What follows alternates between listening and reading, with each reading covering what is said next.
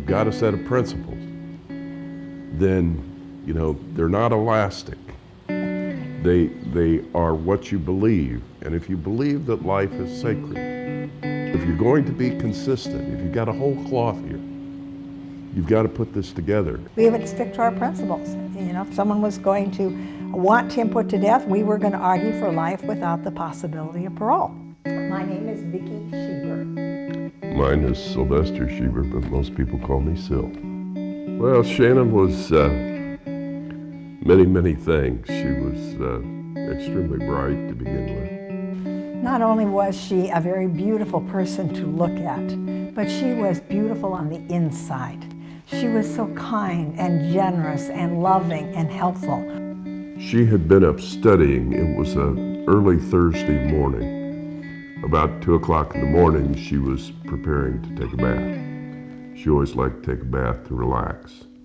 And at that time, the assailant who attacked her managed to climb up onto her second floor balcony.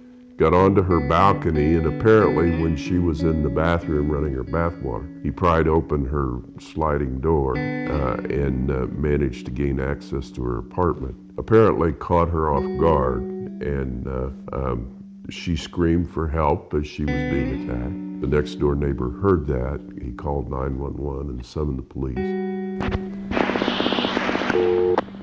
Philadelphia Police 109. Hello, my next door neighbor, I just heard her yelling for help, and What's the address? What's her address, brother? 250? 251 South 23rd Street. They showed up fairly quickly. They were there within 6 minutes of the 911 call. He told them on the 911 tape, and apparently when they arrived, that he heard his neighbor, Shannon, scream for help, and he heard like a choking sound.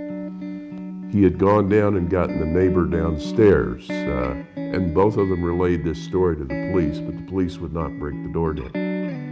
The guy said, what should I do if something else? He said, well, call 911. He said, yeah, when I smell a body.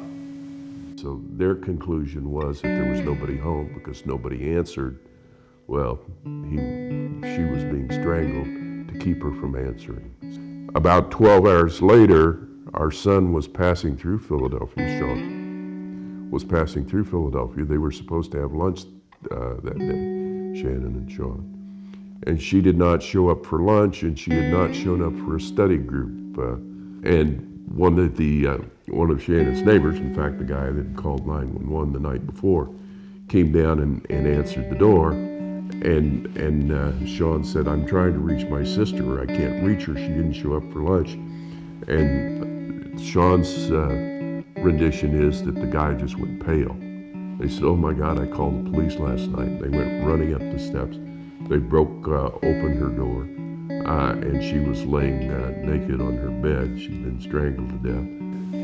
I did realize very quickly that we would likely be facing a death penalty situation. You know, I didn't want to be sitting in judgment of another person's life. It's just not, it's not the cloth I'm cut from. They always think, I mean, one of the reasons they say, many times they say, that the reason we have to keep the death penalty here is because that's what murder victims' families want. That's going to give them peace. That's going to give them justice. And we come in and say, not quite. We've been through this. If you get into the muck of this thing, there's no way that a civilized society should continue to do this. We have no anger. We have no desire for his ill-being. We want him to find peace. We want him to just make the most of this experience. And if we can help in any way, we would be willing to do that.